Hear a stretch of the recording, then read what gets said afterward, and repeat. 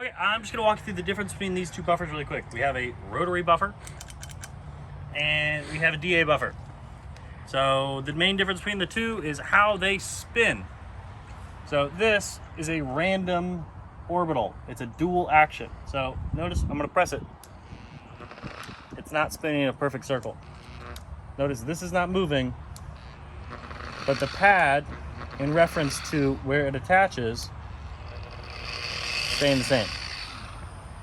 It does that to create a random action so you can't put swirl marks into a car or a motorcycle.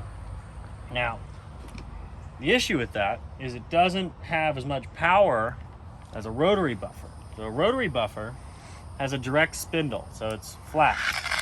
It's gonna spin in a perfect circle. Which is good if you're trying to cut through gel coat on a boat or an RV. It is bad if you are trying to work on a car and you don't want to blow right through the paint. Do not use this on a car.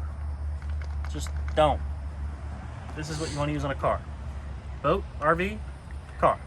Boat, car. RV, boat, car, motorcycle.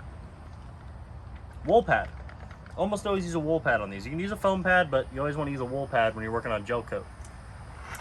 You do not apply the compound directly to the wool pad. You apply the compound to the boat or the RV and then you polish it around. You'll see that in the boat and RV video. I explain it more there. With a foam pad on a DA buffer, you want to put the compound directly on a DA and then transfer it to the surface. On a DA, you should not be using a wool pad. You should always use a foam pad. You should always be using pads like this that have Velcro backs to them. Sometimes they have pads that loop around the back. The issue is they don't have this big cushion. So the edge of this digs into the vehicle and you damage the vehicle. So always use Velcro back pads. Sometimes they're called hook and loop, which is just Velcro in English. So rotary, DA, cars, boats, RVs. That's about it.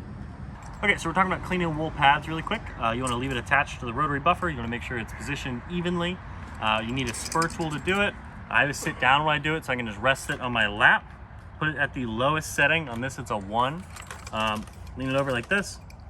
And we're gonna work from the inside out with the spur tool. You don't push the spur tool in, you're just kind of resting it against it and you're gonna watch all the dust come out.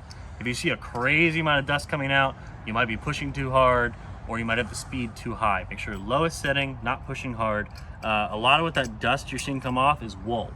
You want these big and fluffy for as long as you can. You don't wanna burn through them. You shouldn't be flattening them by pushing too hard. So just turn it on and hold this against it.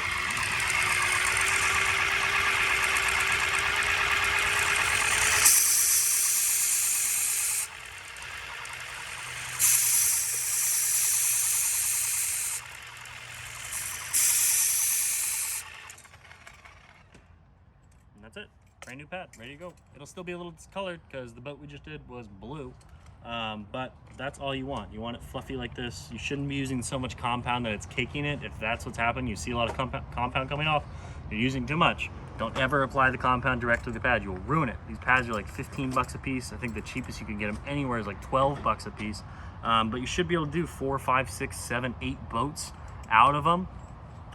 But if you're cleaning them wrong or you're using the compound wrong, you're not gonna get nearly the same life out of them. So they'll be a lot more expensive. You should be able to use these for a long time. But that's about it. Thank you.